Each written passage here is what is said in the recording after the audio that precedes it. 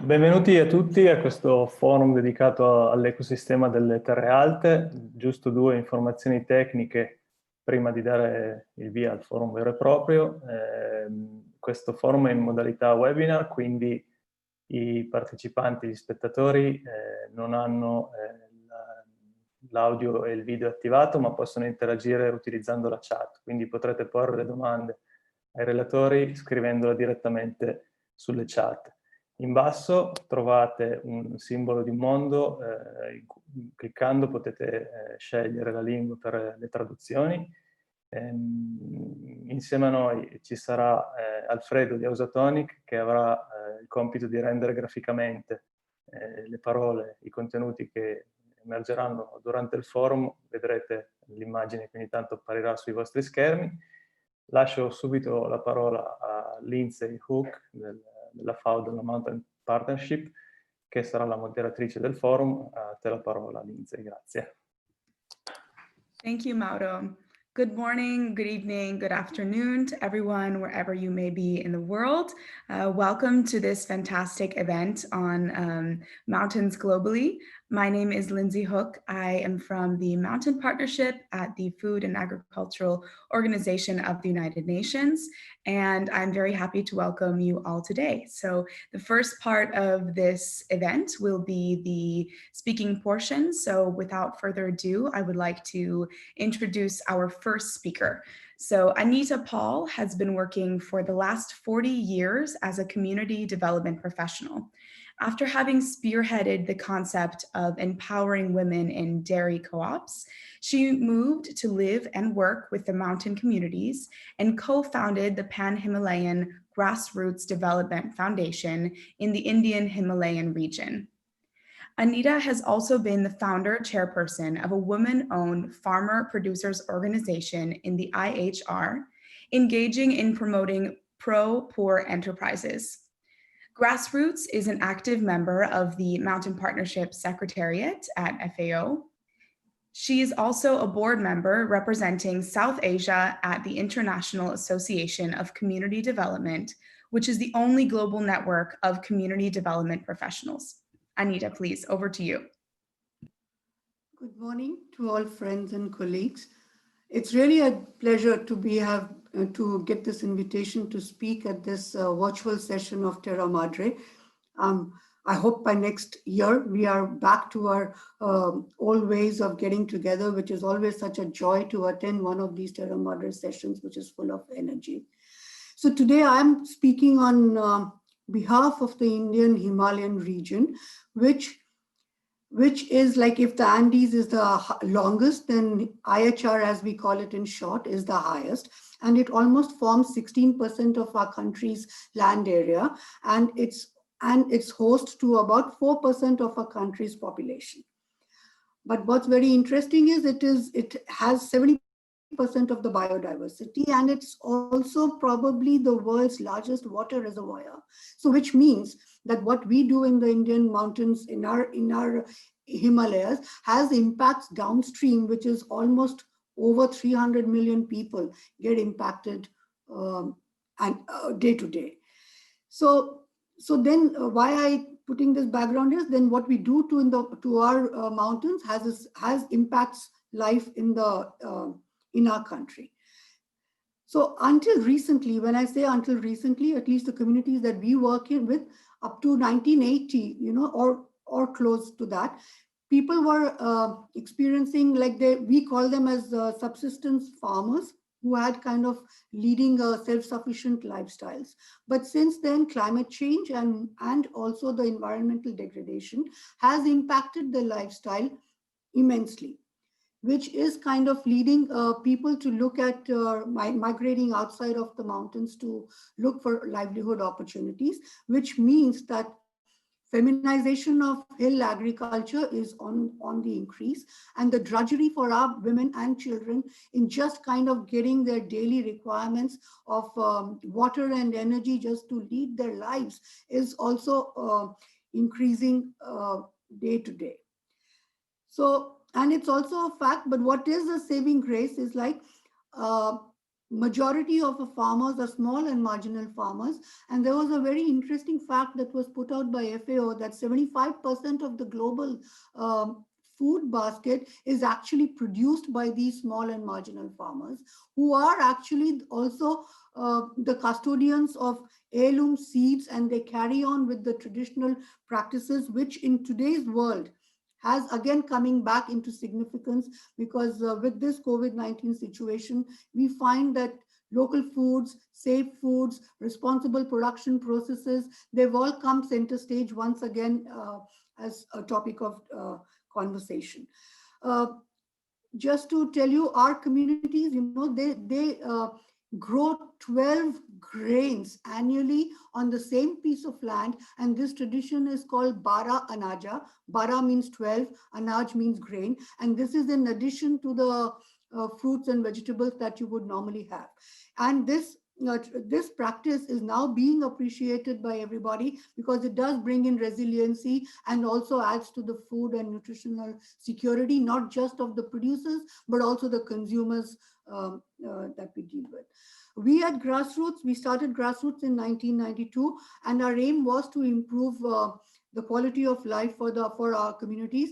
And we think that innovation in terms of technology and the forms of organization, like the institutional structure at the grassroots, is significant, is a key driver for change. So building on the human and social capital of the region was the methodology that we adopted to engage with the communities. And so we have two sets of activities going on simultaneously. We train the youth as barefoot engineers to deal with water energy issues. And we had women farmers. We formed them into collectives, and so that we could help them to access markets. We must not forget that these communities actually were self-sufficient, and they didn't have much linkage, in the sense that were not very closely linked to market economies up to now. So it meant that as a collective and aggregation was the way forward for our small producers, because our mountains, they don't have economies of scale. They have small outputs, but very good quality and niche products. And hence, with aggregation and collectivization, we strengthen the hands of our small producers to reach from their terraces to the farm, to the distant consumers. It's not that we always depend on urban consumers. Meeting the food and nutritional requirements of the residents of the mountains is equally important, and we do address that issue also. So our efforts in doing all that led to the creation of a women's collective. It's called Umang, and there are 1,500 women from the small and marginal farmers who are the owners of this collective, of this enterprise, and they produce a whole lot of value-added products, and then they do, it's on a value chain approach. So right from procurement to the market the entire supply chain is handled by them. So buy fresh, buy local, fair trade, not aid, importance on ecology and economics and equity. These are some of the guiding principles that we work this organization on. So and what is, and because they are the owners, so whatever surpluses are generated every year, they get it back as a bonus. And it's so interesting to see that actually, given the correct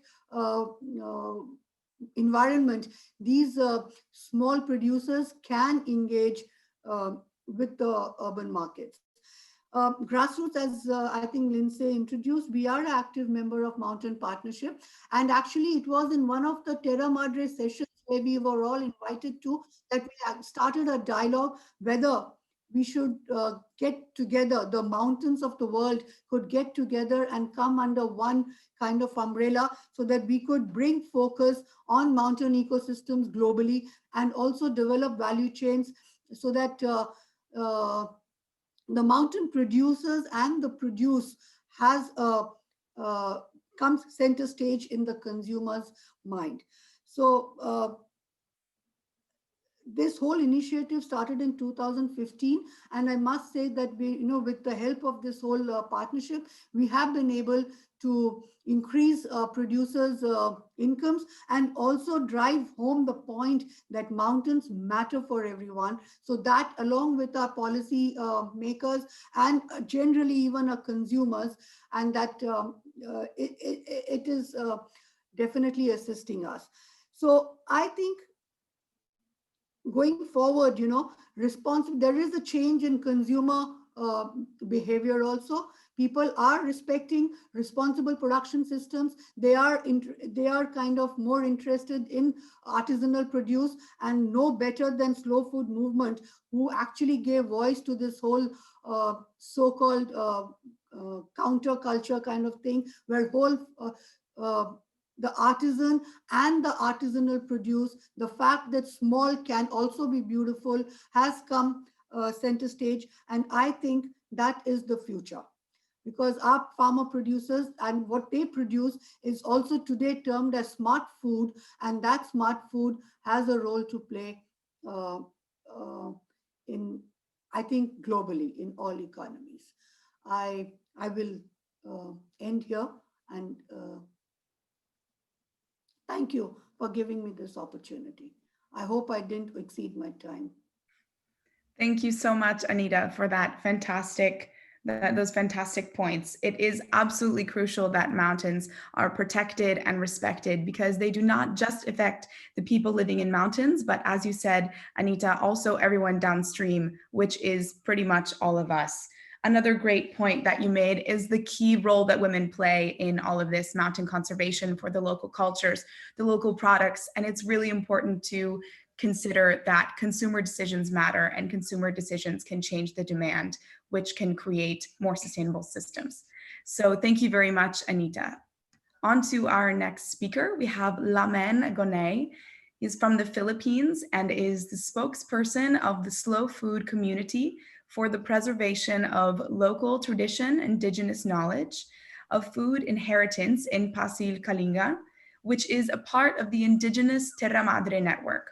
He will be speaking about the indigenous communities and agroecological conservation. Over to you, Lamen. Thank you very much, and good day, everyone. Our local slow food community would like to extend the appreciation to the working team that made this forum possible, from the top management of the Slow Food International for their guidance, to the regional director and staff who facilitate these timely forum activities for us to share good practices and experiences. Likewise, I recognize all participants and other speakers for their generosity in sharing their good practices and experiences, so that we may all get collective knowledge from all around the world. I would like to suggest that our sharing will further supplemented by publication articles on our Slow Food magazine, and I believe there are still others who work to make the publication article possible The reason is we have different accent. Sometimes it's difficult to comprehend the messages of speaker. Uh, the context of village life in the indigenous community is the true model of agriculture conservation, protection, and prevention of instability. The values that pass by generation is that nature is life, and that's the reason there are many belief regulation that are embedded in our culture and traditions that are, as they believe nature has always looked after our forefathers, so we believe also it also look after us. We hope that this will eventually mitigate the effect of climate change and food insufficiency. The community or village of what we belong, the setup is that they settle near the river bank, construct the rice terraces in an area access to creek and brooks water. Next or vicinity of the rice field, vegetable area, woodlot above rice field, and above is the forest for hunting areas. This typical setup in the indigenous people territories manifests their expertise in the environmental or the ecosystem protection. The defined woodlot is where they plant trees, including fruit trees, aside from those planted near the settlement. That is what they call now as the watershed. The picture of what I'm telling, to live in a village means you have all the necessity of living. Aside from producing, you can also harvest edible things from forests and the surrounding, from river and brooks for foods. That is why we have our own belief regulations that was passed on from generation on how and when to harvest those wild things for foods. The cutting of trees was regulated, especially if the tree is century old or big tree. You cannot just cut down trees that you did not plant or maintain. The trees that grows naturally is expensive. You need animals for rituals before you cut down or you suffer the consequences. Not just animal, it must be grown within the community, the so-called native animals. Everything is interrelated. It means the true diversity of life. That is our culture and tradition. Now, I know that there are questions that come across. How could they maintain their ecosystem?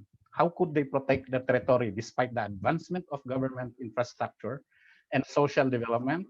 How could they prevent migration of those who attain high degree of education? And how could they sustain their food system? That there are many varieties of food introduced at present and many other possible questions. Yes, we are all affected with the virus of so-called development. Either the earth is also suffer with the consequences of the advancement of technologies and science. In our observation is that professionals with high degree of education from indigenous community who are now migrated to urban cities still have the values that learned from their forefather and from the elders of village communities. That is the reason we believe that we must to educate our children and young people with our culture and traditions to put in their mindset the importance of our ecosystem and eventually become the values weapon for the future wherever they are. It is now the integral part of our advocacies, reiterating to our children, young people, the importance of protecting our culture and traditions, the environment, and the ecosystem as a whole. Aside from what we edify to young people, we also took the advantage of government programs. If they introduce innovation, we introduce also what is suited in our locality. Like, for example, for the distribution of animals, like pig and chicken, we recommend that the dispersal must be from our locality or from adjacent village to make sure it is suited in our environment. We recommend to our local government to buy from our farmers seedscapers for distribution to other farmers. Whatever available indigenous varieties, we urge to buy for distribution as planting materials, as we believe it is what our forefathers eaten, and it should not be lost. We had already experienced accepting seeds from outside that needs chemical inputs and that you cannot replant on the next cropping season. You need to buy again seeds every planting season. So we get the lesson that adapting high yielding seeds will kill or lose what we inherit from our forefathers, the variety that they kept and protected many years. When we joined the Slow Food International in the Terra Madre, we listened to passionate speakers on forum, lecture, and it becomes the challenge that strengthens us to continue working. And we believe eventually revitalizing our food system, culture and tradition, and the environment for that matter. Collectively, we bring about the best of what we can. This list of initiative could be endless, but I hope this humble sharing may have served a little challenge to everyone. Thank you very much. Thank you for listening. Thank you so much, Lam En. That was fantastic. It's clear that Indigenous knowledge is very important in respecting the earth and especially respecting mountains.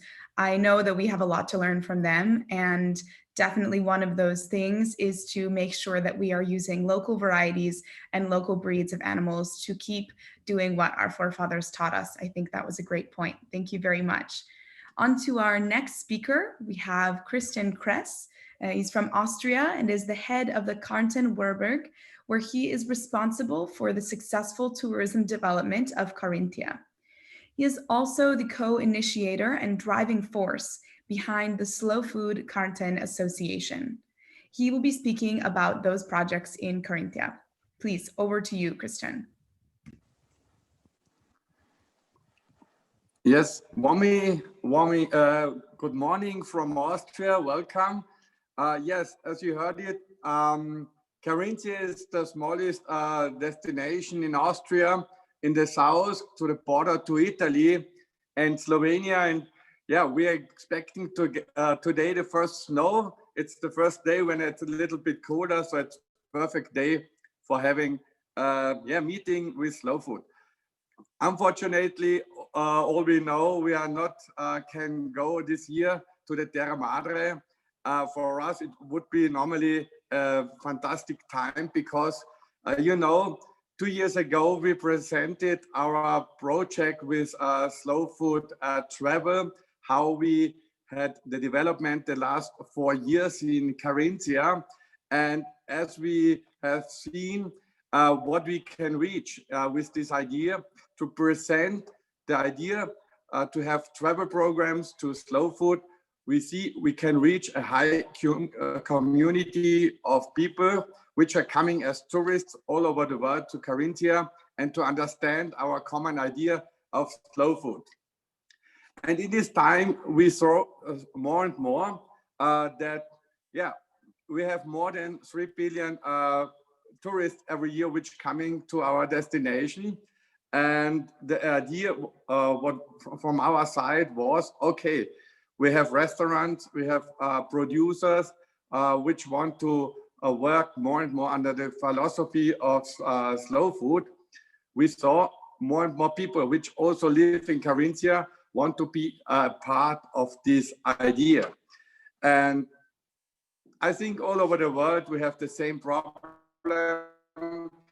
It goes for profit, to maximize profit, to buy cheap food, to optimize everything and tell any story. And in Austria, in Carinthia, we had an idea to bring out of a village a community who shall develop this idea to bring together mayors, food dealers, food artisans, teachers, producers, cooks all over the world, and especially in Carinthia, the guys together to say, okay, let us develop and make the world better out of our village to create something for which also our children will be proud the next 10, 20 years from the development and to understand it.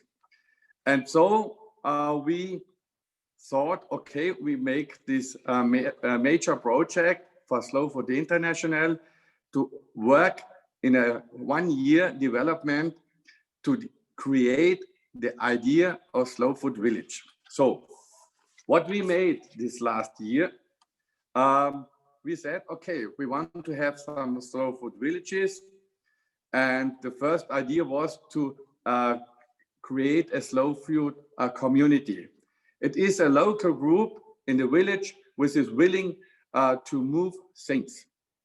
On the next step, we tried to found in this village food producers, food artisans.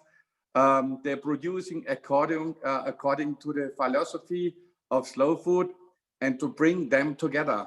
We have also the situation that sometimes you have neighbors, they're living 100, 200, 300 meters by side, but no one knows from the other one that they have the same idea and want to work together.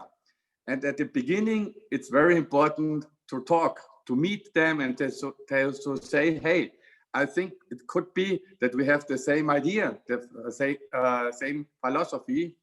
And our job was to bring these guys together and to say, okay, when we produce good, clean and fair food, yeah, who is responsible to take this food and can work with it? So we went to the next step, the cooks and restaurants owner, and asked them, you think it would be the perfect idea for the future to work together and to set on regional products which are produced clean and fair? And you have to give also fair prices to the consumers, to the guests, and to sell this idea and to explain, okay, sometimes also the community, this breakfast or this dinner is a little bit more expensive than a food or a dinner with only convenience food. So this was the next step. On the first step, we know all big developments are starting in schools. So we went to all teachers of this village and asked them, you want to be a part of the slow food village idea? And it was fantastic in these destinations and villages. The teachers and the schools really take part of the ideas. All the children are learning to produce fresh, good, clean, and made of course fair products, and also to eat them and to understand what is the difference to industrial products, which you never know where they're coming from and how they made it. The next step, what we tried to develop was the marketplace. So in these villages, we started new marketplace. Of course, sometimes they are very slow, but we give all the producers and all the partners the possibility to present and also to sell their products. And at the end, we have all the time meetings of the slow food villages so that they can bring their experience of the whole development to the other villages to give them new ideas. And they see now they are in movement, because in the first year, we have now 8 slow food villages in Carinthia, which they promote themselves and give them a motivation themselves every few months, that they see, okay, there is success. A lot of people can experience this whole successful development. And our aim now in Carinthia is to motivate a lot of villages all over the world to follow the same idea. And we know to develop a slow food village in Austria, it's much difficult than especially in America or Asia or Africa or any other destination in the world. But the idea is the same. And in this case, we created, you see, a book that shows everyone how to develop a slow food village. And we give our way of development of the whole last year, every village in the world, to explain them how we did it. And we want to make every community in the world also to follow this way, because we are really convinced of the way. The smallest point to bring this movement of slow food in the world is to bring at first the neighbors, the schools, the produce farmers, the restaurants of the destination together, because the main aim is for us to have, to show we start at the smallest point, it's the village.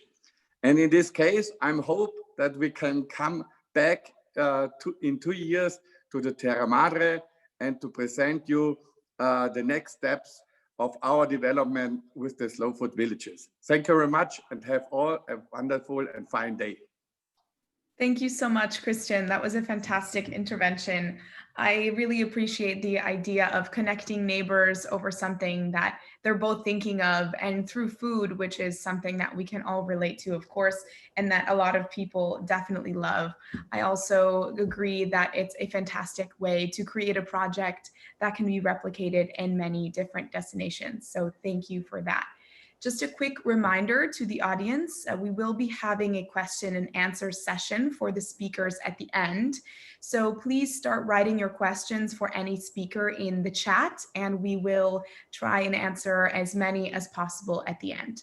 So our next speaker is Giuseppe Pidello. He's an architect and coordinator of the Rete Museale Biellese, promoter of the recovery of the ex-monastery Trappa di Sordevolo and its terraces landscape.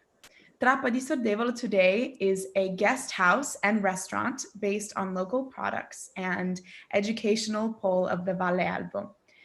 Trappa also hosts the headquarters of the Upper Elvo Raw Milk Butter Presidium and is part of the slow food travel project Montagne Biellesi. So please, Giuseppe, over to you. Buongiorno a tutti, vi ringrazio Slow Food per l'invito a questo forum che mette in rete persone e luoghi che affrontano problemi simili in luoghi diversi del mondo, e questo è molto utile soprattutto. Come è stato detto, io come formazione iniziale sono architetto, ho iniziato a occuparmi però di un luogo vicino al luogo dove sono nato, che è questo ex monastero trappista che è stato abitato per soli 6 anni tra la fine del Settecento e l'inizio dell'Ottocento, e poi è stato abbandonato per circa 200 anni.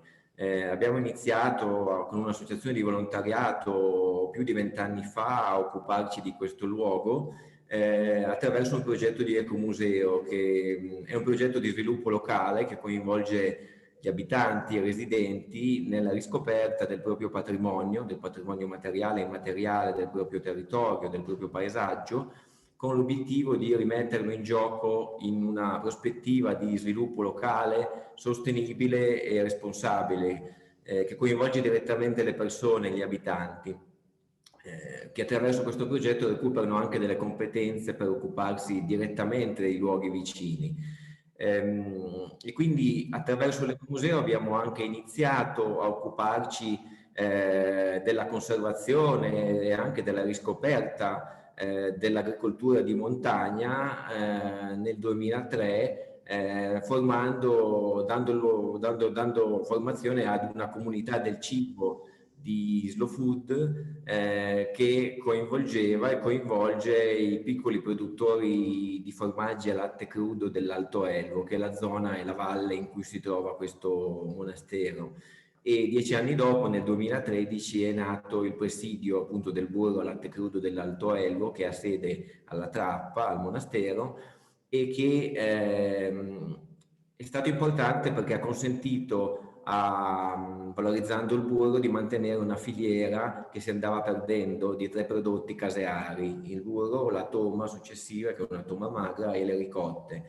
In questo modo ci siamo avvicinati ai produttori, li abbiamo sostenuti, abbiamo cercato di valorizzare i loro prodotti, partecipando ovviamente alle iniziative di slow food, in particolare al cheese, e però ci siamo anche occupati del territorio, del paesaggio in cui la Trappa è inserita sempre di più, e quindi abbiamo capito anche quali sono i suoi problemi, i dissesti idrogeologici causati nel nostro caso, come in molte altre aree alpine, dall'abbandono di queste attività che hanno trasformato l'ambiente originario in qualcosa di equilibrato, ma che richiede una continua manutenzione, che si fa solo attraverso queste attività tradizionali, e quindi la realizzazione di questi prodotti, che sono il risultato di questo territorio, di questo paesaggio, il risultato più autentico. Per questo anche da noi è nato un progetto Slow Food Travel, che si chiama Slow Food Travel Montagna Biellesi, che coinvolge attualmente 56 tra piccoli produttori, piccoli ristoratori e strutture ricettive che rispettano le linee guida proposte da Slow Food con questo progetto, si mettono in rete per sviluppare anche un turismo che è formativo a sua volta, perché è un turismo che rende consapevoli sia i residenti che i visitatori del significato dei prodotti che vengono veicolati attraverso questo turismo, e consentono anche, attraverso delle esperienze, di conoscere la fonte e l'origine di questi prodotti e di visitare i luoghi in cui questi vengono realizzati, e quindi di sostenere anche in questo modo i produttori che continuano a resistere nella produzione di questa realtà. Questo è anche un modo di conservare e trasmettere le competenze e le tradizioni produttive e costruttive locali, in particolare alla Trappa, che è un grande edificio in pietra e che ha al suo intorno un paesaggio terrazzato.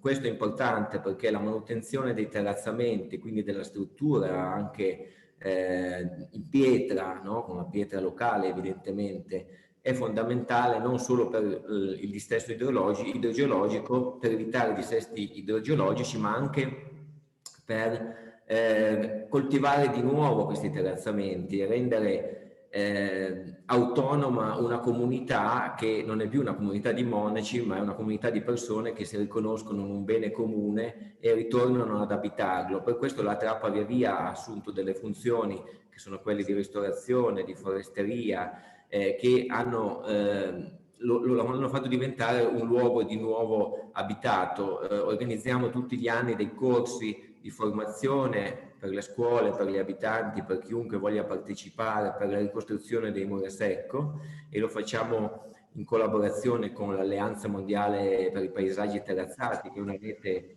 molto diffusa ormai in tutto il mondo, che mette insieme realtà come le nostre che si occupano direttamente della conservazione dei paesaggi terrazzati, ma di nuovo nella prospettiva della produzione, nel rendere di nuovo produttivi questi paesaggi. Nel nostro caso la produzione ideale in questi terrazzamenti, che si trovano a 1000 metri, è quella delle patate di montagna, che coltiviamo anche attraverso la trazione animale, cioè utilizzo degli animali asini per coltivare. In questo modo chiudiamo un po' un cerchio della sostenibilità, perché la produzione di queste patate poi va nella ristorazione e viene anche venduta localmente. Quindi diciamo che questo consente anche di incrementare la presenza umana in questo territorio e di far diventare questo luogo una sorta, se vogliamo dire, di città in relazione alla montagna, dove gli alpigiani, che vivono evidentemente isolati, possono trovare dei servizi che sono utilissimi anche per vendere, per promuovere i loro prodotti.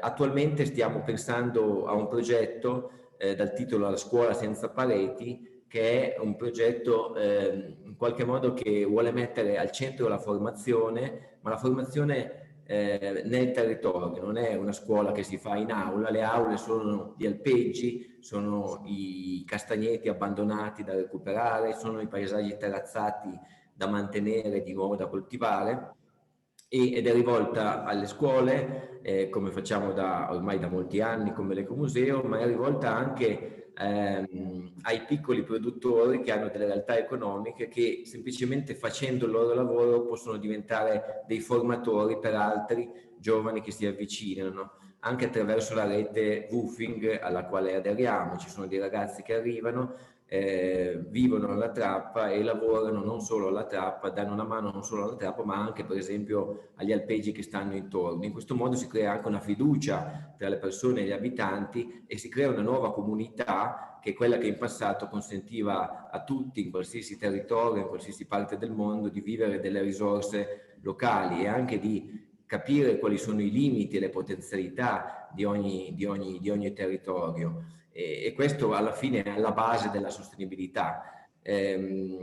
Questa scuola e questa serie di progetti potrà forse diventare anche una comunità del cambiamento, che è anche la nuova prospettiva dei progetti di Slow Food, ma è anche il denominatore comune di tanti progetti come quelli ecomuseali o di altro tipo, di cui anche voi state parlando e state sviluppando nei vostri territori. Quindi in qualche modo l'obiettivo di tutti questi progetti è ridare centralità alle aree marginali, alla montagna, in modo che si ricrei un equilibrio tra la città e la montagna, un equilibrio funzionale, un equilibrio basato su delle funzioni complementari che rendono salutare il vivere in montagna ma anche vivere in città.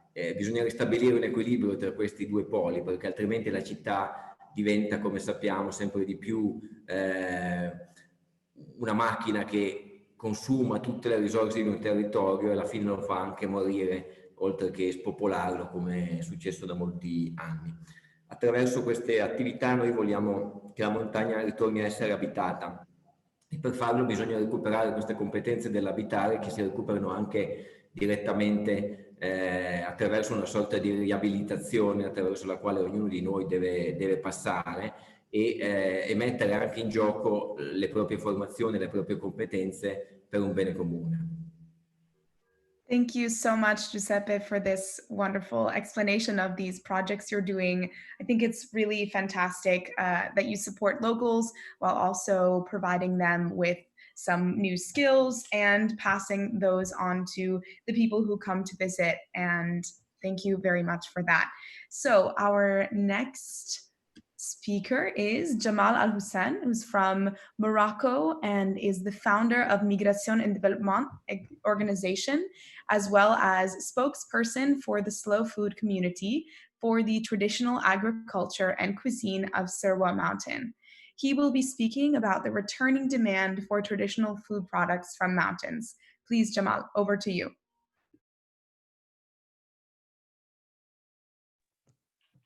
Bonjour. Tout d'abord, merci. Je ne sais pas si vous m'entendez. Mais merci aux animateurs de Slow Food d'organiser cette rencontre, cet échange intéressant. Moi, je présente une communauté qui se trouve à Taliwin, qui se trouve dans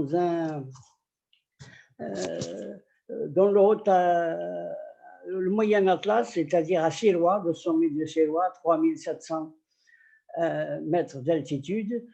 Et il est peuplé d'une population très ancienne de paysans et qui lutte tous les jours contre le désert. Parce que l'avantage et l'inconvénient de cette région, c'est qu'il se trouve à la limite, à la frontière entre le désert de Sahel et le Haut Atlas marocain. Donc, on a des problèmes tous les jours de sécheresse, des problèmes aussi de ce qu'on appelle maintenant la modernité. Alors, la population locale, à l'origine, il n'y avait que le paysan, il n'y a que la production agricole. Ensuite, c'est l'immigration. C'est le berceau sur lequel il est venu la majorité de l'immigration marocaine vers l'Europe. principalement vers la France, l'Allemagne, dans l'industrie chimique et les mines. Depuis quelques années, les paysans essayent de s'organiser pour essayer de maintenir un peu leur façon de vivre. Jusqu'à présent, jusqu'à il y a 40-50 ans, ils vivaient que de leurs produits. Il y a très peu de change parce que c'est une région qui a été abandonnée par l'État. Il n'y a pas de route, il n'y a pas d'électricité, il n'y avait rien.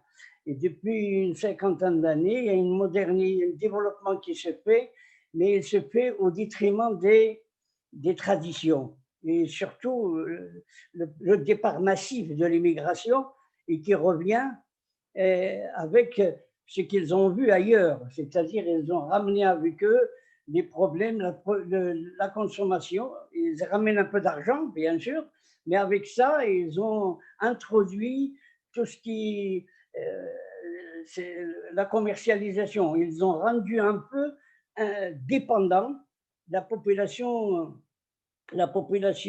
locale. Et depuis une quinzaine d'années, les paysans s'organisent pour qu'ils puissent revivre un peu leur tradition et aussi d'essayer d'être autonomes. Alors, la communauté de Taliwin essaye d'abord de lutter contre la sécheresse parce que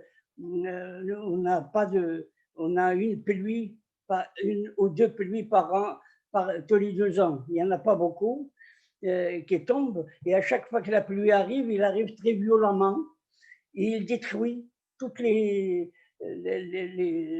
terrasses, il détruit, il emporte beaucoup de choses. Et du coup, ça rend difficile le maintien de pluie et le maintien de l'agriculture dans la montagne. Et comme la sécheresse dure trop longtemps, ça baisse. La nappe baisse plus vite en montagne qu'en plaine, parce que l'eau commence à manquer en sommet de montagne en premier. Et du coup, les paysans là-bas, ils s'organisent pour qu'ils créent un peu, pour qu'ils apprennent, parce que entre-temps, ils ont perdu les techniques de maintien de terrasses, de construction de terrasses, de construction en terre, tout ce qu'en pays sèche, ça se perd, ça s'est perdu de plus en plus. Et il est temps maintenant de rétablir un peu les choses et d'aller un peu vers une autonomie, je dirais une autosuffisance à partir de ce qu'ils ont. Et ils ont l'habitude, leurs parents, ils vivaient de ça. C'est pour ça que la communauté essaye de refaire vivre les pratiques anciennes, par exemple le séchage de légumes, parce que depuis l'arrivée du frigo, les gens ne sèchent plus, alors que traditionnellement, les gens vivent de leurs fruits et de leurs légumes, et même la viande qui sèche et qu'ils gardent pendant longtemps. Et depuis l'arrivée du frigo, ils ont oublié, ils ont perdu cette tradition, et que cette année, on commence un peu à le rétablir. Et cette sensibilisation, cette mobilisation a été rendue aussi, a été aidée par l'arrivée de coronavirus, qui a obligé les gens à rester chez eux pendant 4 mois.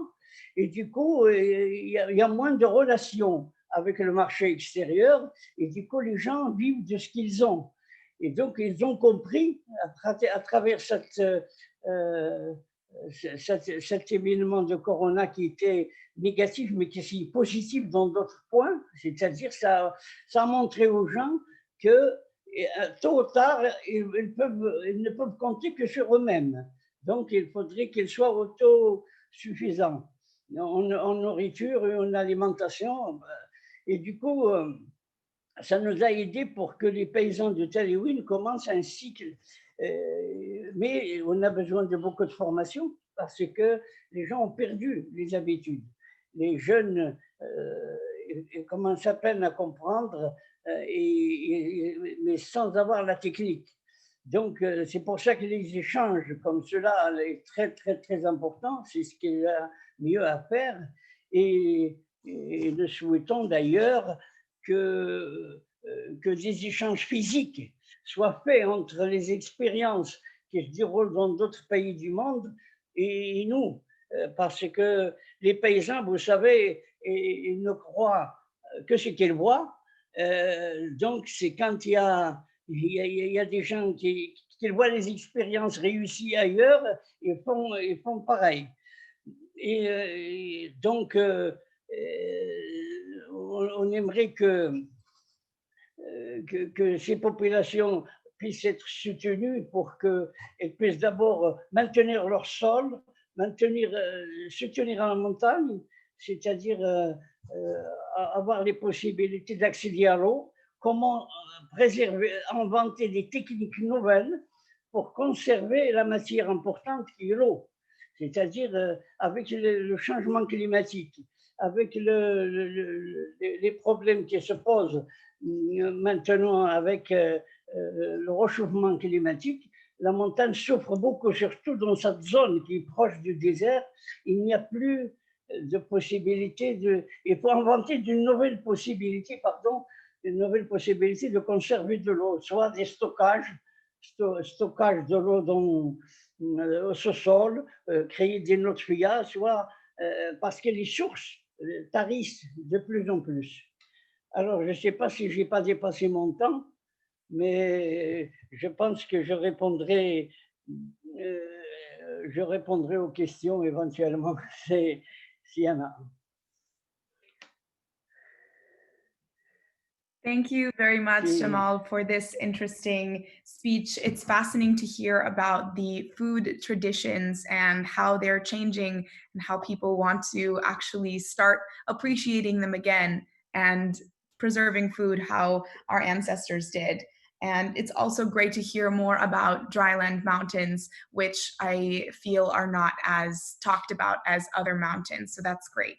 So thank you very much to all our panelists. You've all been incredibly punctual and on time, and we really appreciate that. Thank you. And now we can get started with the questions. So our first question is for Lamen, and it is, you mentioned using local varieties and sharing knowledge. How is your community encouraging young people to be involved in sharing this traditional knowledge?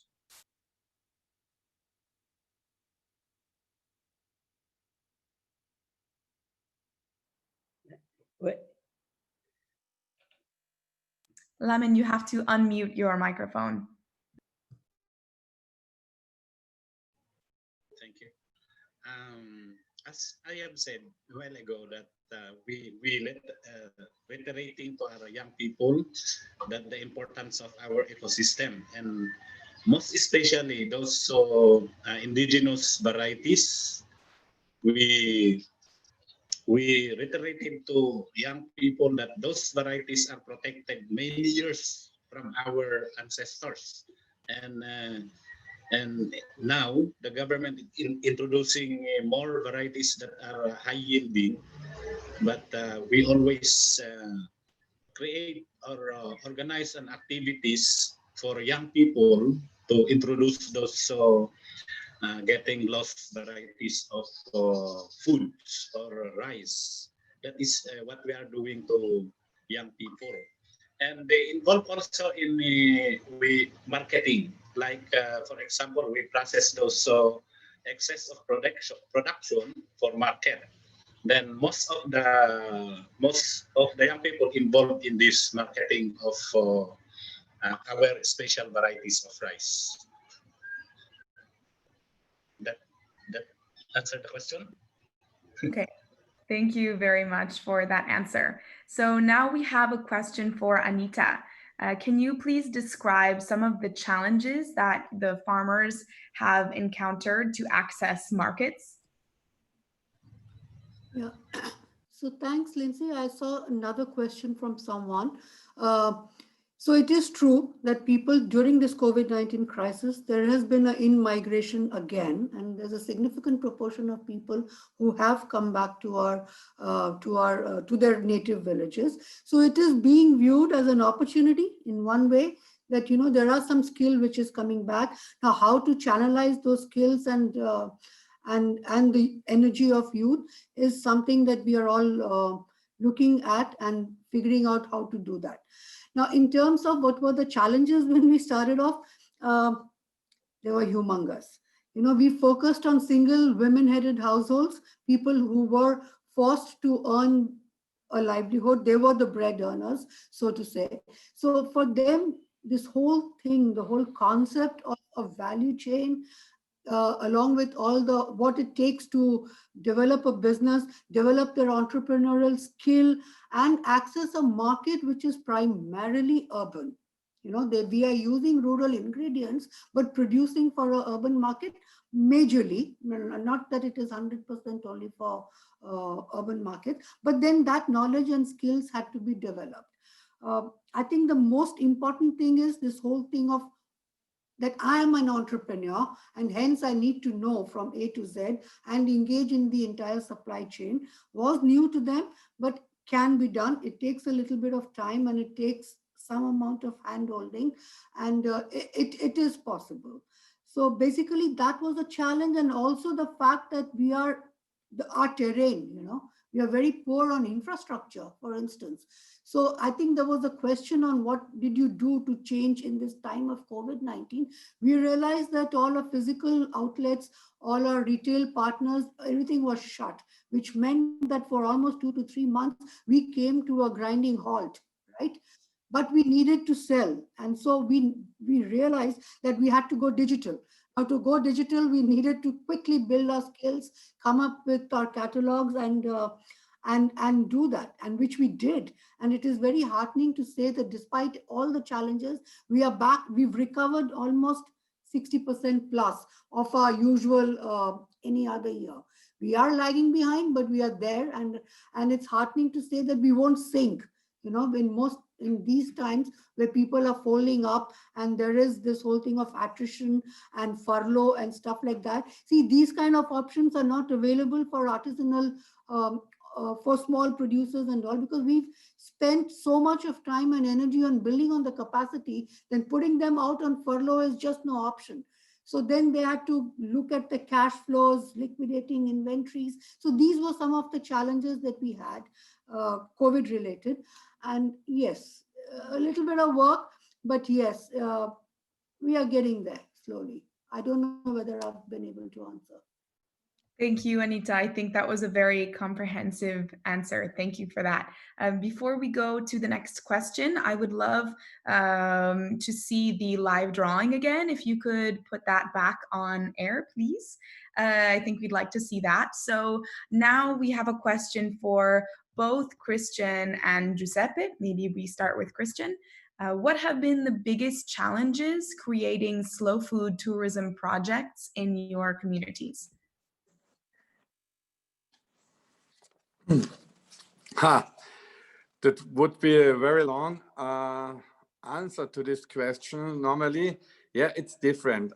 On the one hand, we have to convince our partners in the destination that slow food is absolutely an alternative to develop tourism, because at the end, and everyone have to know it, it's also the question if it can survive in the economic question to go the way of slow food. Yeah, and this was on the one side very important for all our people who have accommodations or restaurants on the one hand, of products, and bring them to care for them, that you have really for the whole year when tourists are coming, they have a lot of hope that they will get to fulfill the idea of slow food, and they should not be disappointed when they're coming to the destination.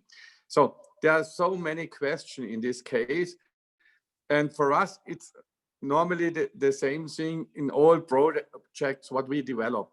At the first 2 years you in a kind of movement. Everyone is motivated and everyone sees the first time a lot of interest all over the destination, the people.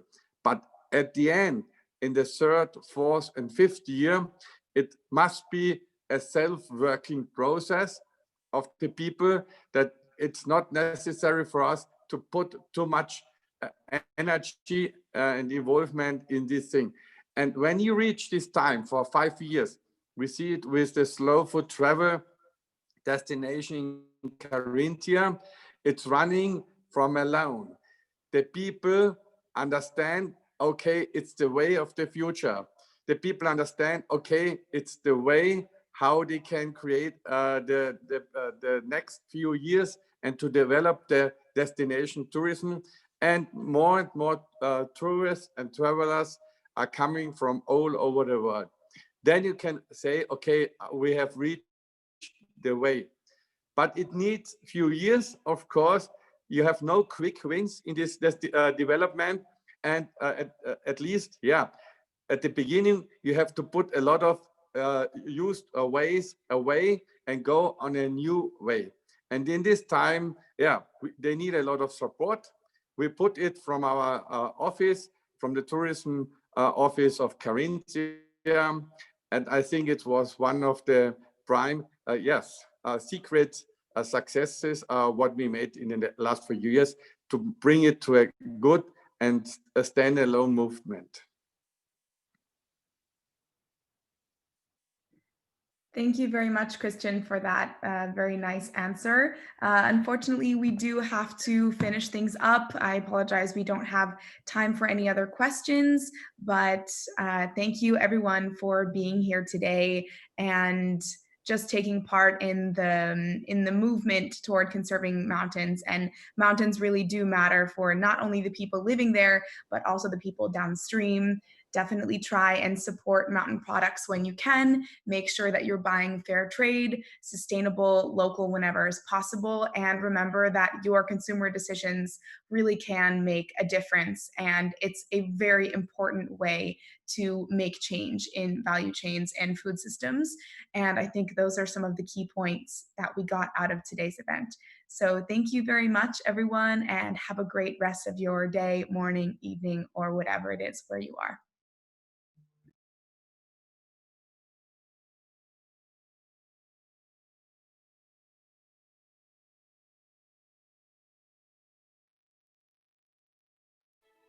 The future of our planet is decided at the table, in our daily food choices. What do we know about what we eat? How do we choose? Where do we buy it? You can make a difference and contribute to a future where everyone has access to food that is good. Eating must be a pleasure for everyone. We all have a right to food that is healthy, natural, fresh, and seasonal. Clean. Being aware helps us to choose food that is good for our health and the health of our planet. Fair. Knowing our food means making choices that are fair to us, to the producers, and to future generations. Slow Food has been working for over 30 years to defend biodiversity and fight the climate crisis by promoting good, clean, and fair food for all.